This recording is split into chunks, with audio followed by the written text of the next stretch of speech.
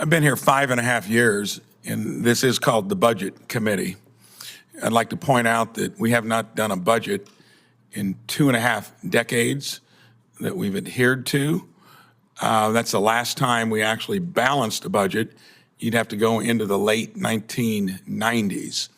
The other thing I'd like to point out is that when it comes to whatever we do to save Social Security, we've known it actuarially for decades.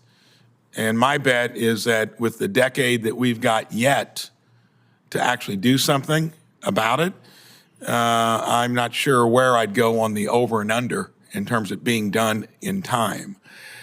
We've never raised more than 18% of our GDP in federal revenues, other than 1 or 2 years back then. That's when the federal government was about 20% of our GDP, which it's never been more than that other than in a time of war. We're now so bloated, it's roughly 25% of our GDP.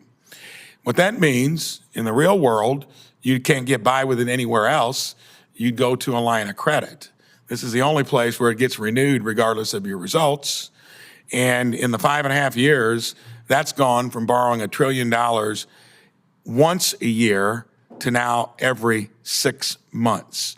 It's called the modern monetary theory, which is borrow it from your kids and grandkids.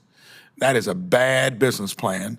And until we get back on track, a program like Social Security that's got strong bipartisan support, the ultimate is to take it out of a general fund.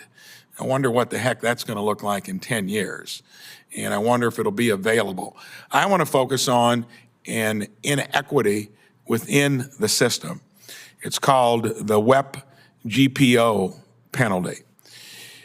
This hearing is about Social Security's fiscal health and fairness. I support a bill out there called the Social Security Fairness Act to fix the penalty under the windfall elimination provision, WEP, and government pension offset, GPO, because they overlook non-covered work. Mr. Akabas, I'd like to ask you this. Can you explain this over-adjustment made back in the 80s? How can a Hoosier law enforcement officer who spent some of his career or her career paying Social Security taxes end up with lower benefits than someone with the same lifetime earnings? And give us a little history on why that occurred in the first place. Sure. Thank you, Senator, for the question. And I would argue that the windfall elimination provision, the WEP, is one of the most understood portions of the Social Security program, and it has understood or misunderstood? Most misunderstood, least well understood, yes. Yeah. And it was conceived of back in the 1980s as part of that reform that was alluded to earlier in the hearing. And the purpose was to ensure that individuals who work outside of the covered earnings system, which is primarily in state and local governments, are receiving Social Security benefits that are equitable to their peers that are working their entire careers in covered earnings. And by equitable, I mean Social Security has a progressive benefit formula where it replaces higher percentages of earnings for lower income individuals. And because of the way uncovered earnings and covered earnings work, some of that progressivity is undone by the standard benefit formula. So the WEP tries to correct for that. The problem is that it's an inexact correction. And most importantly, nobody understands how it works. We have much better data today than we did back in the 1980s. And so there are better ways that we can do this. We at the Bipartisan Policy Center are supportive of a replacement for the windfall elimination provision that would be much more equitable to people who serve in both covered and uncovered employment. It would basically take a proportional benefit of a proportion of their benefits that is equal to the amount that they served in covered employment. And as we're discussing the overall fairness and kind of soundness of the system, it'd be your opinion that this inequity needs to be fixed? Yes, I believe we need a reform to the WEP. I got one other question for Mr. Boudreau.